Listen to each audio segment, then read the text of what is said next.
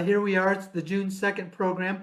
We were just gonna have a general discussion tonight on some stuff, and what I'm gonna do is just give you some general information on the background of what I'm doing and why I do things the way that I do, who are my primary sources, and what see that's developing. Now, obviously, what we do here, it's all based around, the importance of, the currency exchange. That's the primary reason why we're all here, but there's so much more that's involved in all that.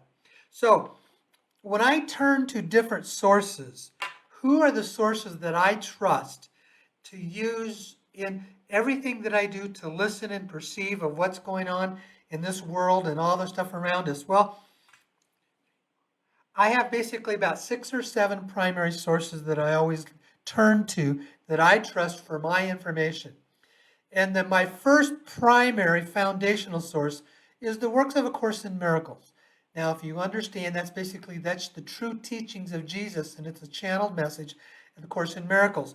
And out of that also will be the related materials of the books by Gary Renard, predominantly his first one, Disappearance of the Universe.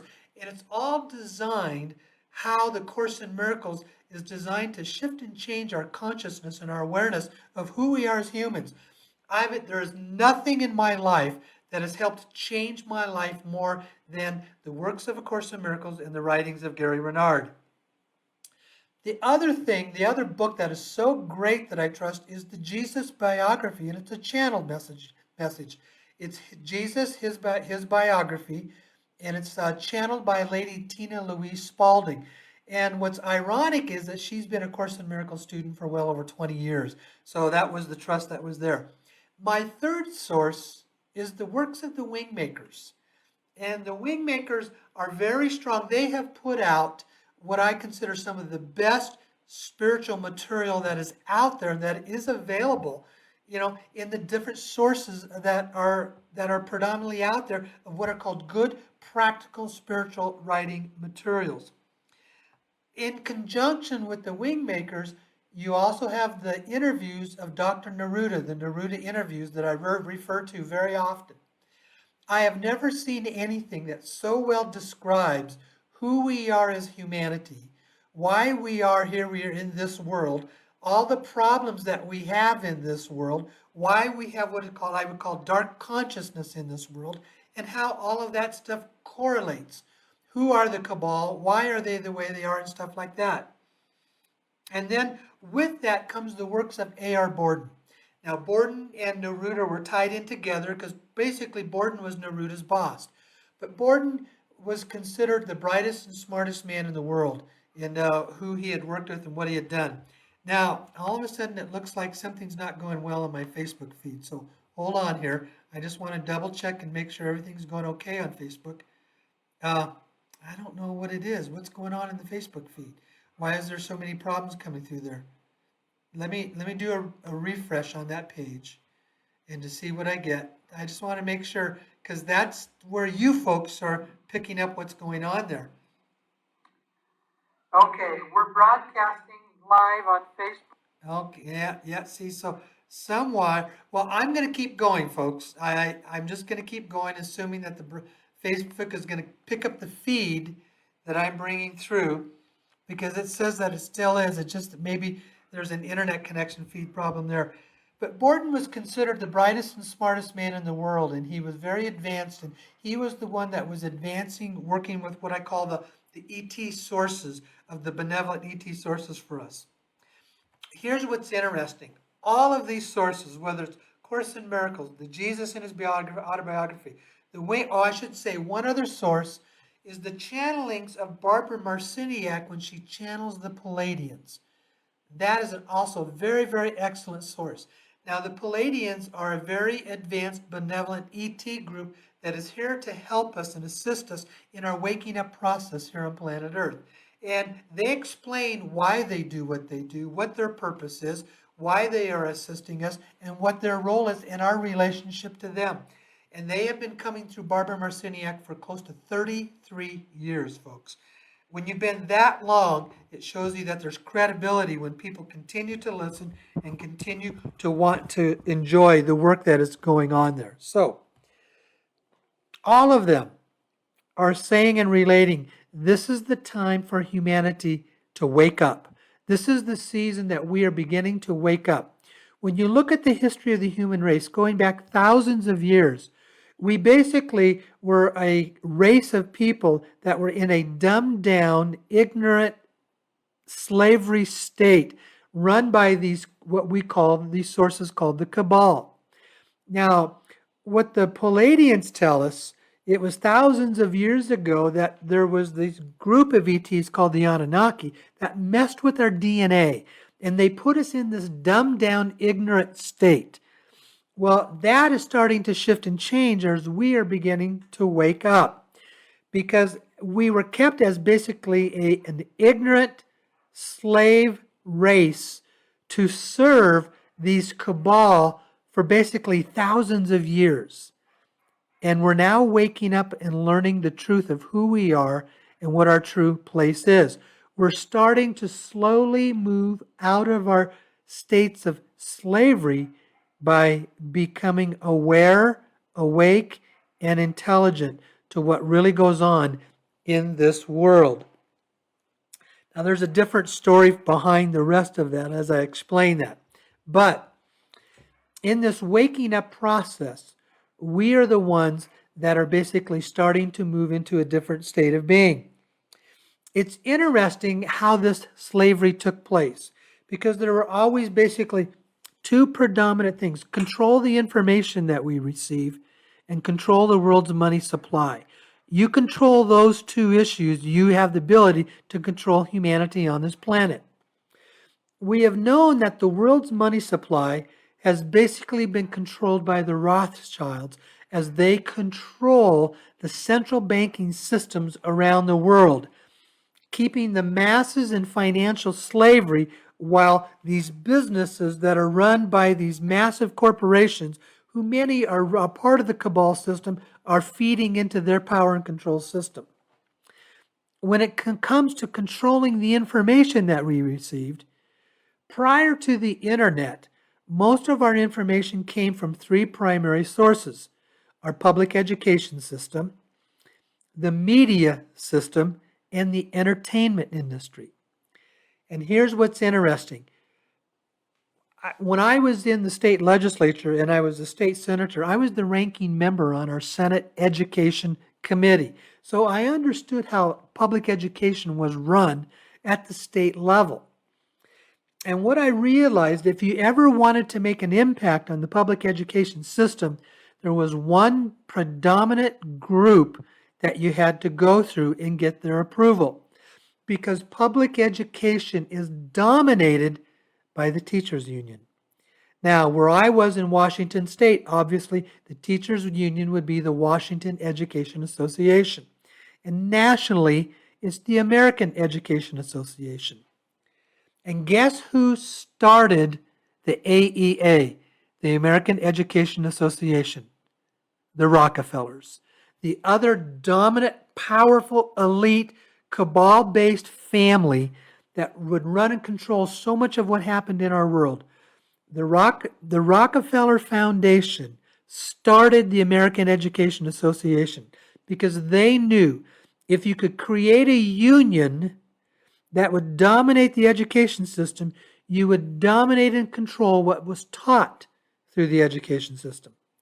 And the Rockefellers themselves, it says, the American Education Association, the American education system, is not designed to produce intelligent, aware, and awake children. It's designed to produce slaves, i.e. workers for the corporate elite.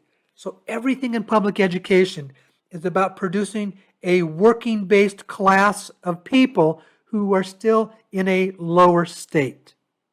And the Rockefellers control that, American Education Association.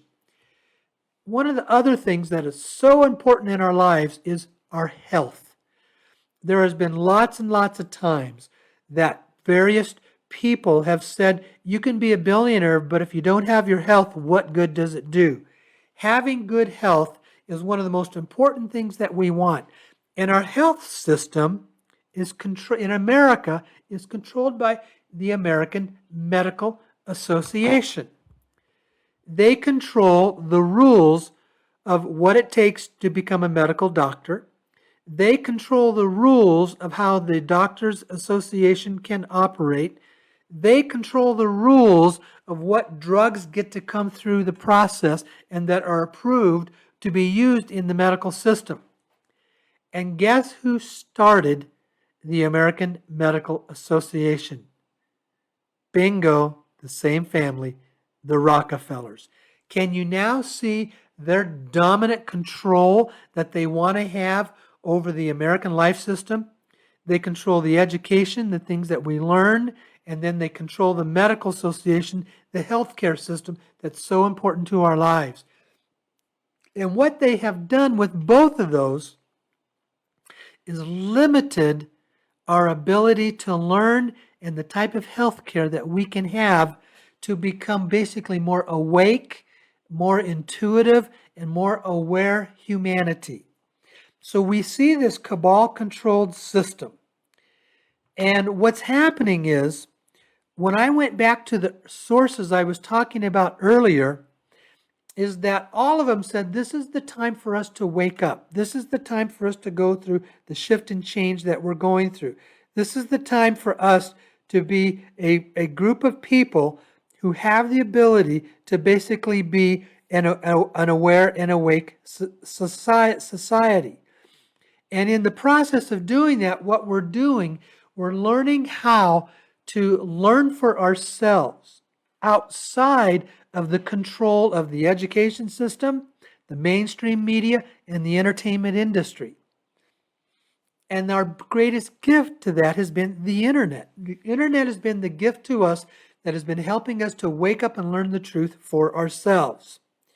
And we're starting to now understand that in health, it's all based about how you run and process the energy systems and frequencies in your body. Because the energy vibration of your body determines so much of the quality of your health.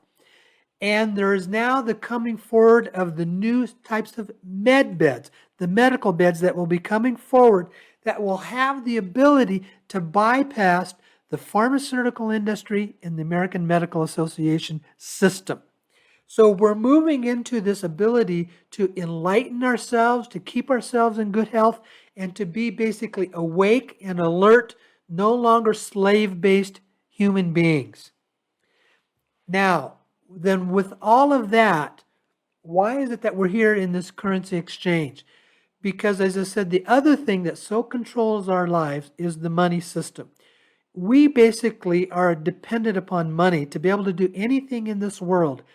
Everything in this world that is physical or tangible in one way or another costs money. So if you're limited in your money, you can be somewhat limited in your ability to expand yourself. And you're still in what is called a slave-based system. You're slave to your jobs. You're slaves to your banking system. You're slaves to the ability to have money flowing through you or with you. This currency exchange is designed to provide a new source of revenue for scores of thousands of people to allow them to be financially free so they're no longer a slave to the existing financial system. And then you can take the time to learn and to educate yourself and make the changes that are necessary to start freeing humanity. Now, this is a process, folks, that's going to go on for a number of years. It's not a one-shot deal. But this currency exchange is designed to allow you to be independently wealthy, to do your work, to move beyond the human slavery system that we've been in for thousands of years. This is our time to wake up. This is our time to learn. This is the time for us to become sovereign individuals. Now, in the Neruda interviews, he talks about that we're moving into a new age and era of humanity. He calls it Human 3.0. Human 1.0 was basically the caveman era, the Homo erectus era of humanity. Human 2.0 has basically been the human being, the Homo sapien era, with lots and lots of upgrades over the thousands of years. And he says we're now moving into an era of human 3.0. And human 3.0 is going to have two different versions. The first version is going to be those that are still dominantly controlled by the cabal-based system. And how? It's going to be through what is called the transhumanist agenda. And listen to what I said there, transhumanist. Human beings that are still dominantly controlled by technology. And technology runs and controls them. It controls the physical aspects of their body, and it controls how they think. And a lot of this new aspect of transhumanism is basically using what are called these little tiny nanobots. They are basically less than the size of a speck of dust, and it's basically an electronic or communicating item that can get into your body that they can use to influence you. Now, I don't know this for certain. I want to be very careful when I make this statement, but there are a lot of different reports that the vaccines that are being used for COVID-19 have these nanobots in them. Folks, I'm not going to make that as an absolute statement, but there are reports from very, very credible sources. That is why it is coming out. And that is why we're seeing such a massive push about getting the vaccine and getting the vaccine and getting the vaccine. Here's what's important to know. If you've had that, you still have the ability to override and overcome that type of a system that wants to control you. How? You're moving into what New Neruda calls the sovereign integral process by becoming what is called a sovereign integral. Sovereign integrals are people who are highly conscious, highly aware, not focused on this illusionary, hypothetical world out there that is run by these cabal-controlled people, and you are truly your own sovereign individual at an integrated basis with basically the highest forms of energy that you can run through your body. In his autobiography, Jesus says the most important thing you can do for yourself is to keep yourself operating at a very, very high functional energy system within yourself. As human beings, we are basically energy-based beings. Everything we do is based around how we process the energy that comes through us because our whole lives are based on energy. And all energy has different frequency and vibrations to it. We want to be sovereign integrals who are running at the highest frequency of energy within ourselves. And you do that by keeping yourself in a high state of integrity, a high state of honesty, a high state of consciousness, and allowing everything else that goes around you around the world that you don't allow yourself to fall into its slavery systems. What drops your frequency energy more than anything else? Two things. Number one is fear. Fear takes you into a low, very low vibrational energy state. The other thing is moving into judgment of other things that are going on around you. Let's take the COVID-19 scenario as an example. It's very easy to be moving into judgment and being negative and critical about those who have brought it forward, who are pushing the system and wanting to control us. As soon as you move into judgment of it, you lower your own energy frequency. What I do is I choose to be the observer instead of the energy participant of the process. I observe what's going on around me. I look at it and says, okay, that's what it is, but I refuse to get into judgment of it because the moment I'm in judgment of something that's operating in a sense of darkness, in a sense of a lower frequency, I've now lowered my frequency and I'm feeding the system instead of helping to correct it or fix it. It's extremely important that we keep ourselves in that type of a state. Now, learning how to be in this high state of frequency is learning how to re-educate ourselves and learning how to reprogram our memory systems. To do that, it takes time and it takes work to do that. That is not something that you can just boom, pop into.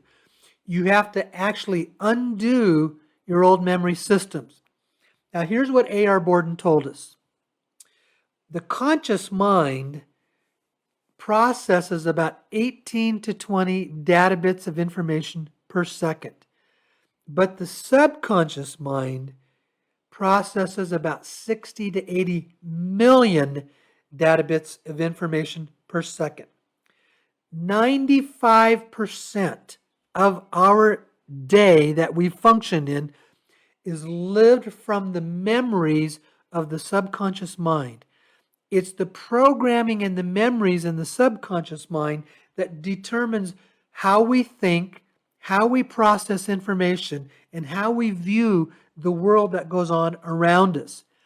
That is the part that has to be reprogrammed, because the subconscious mind doesn't just carry the memory of your current lifetime, it carries the memory of all the past lives that you have lived. And so what it is, the subconscious mind is carrying the low frequency programmed slaving mentality of memory that we have had for scores, if not hundreds of lifetimes, each and every one of us. This is the time, this is the era that we get to reprogram that subconscious mind and to set ourselves free to become fully functional, multidimensional, intuitive, conscious, sovereign, integral beings.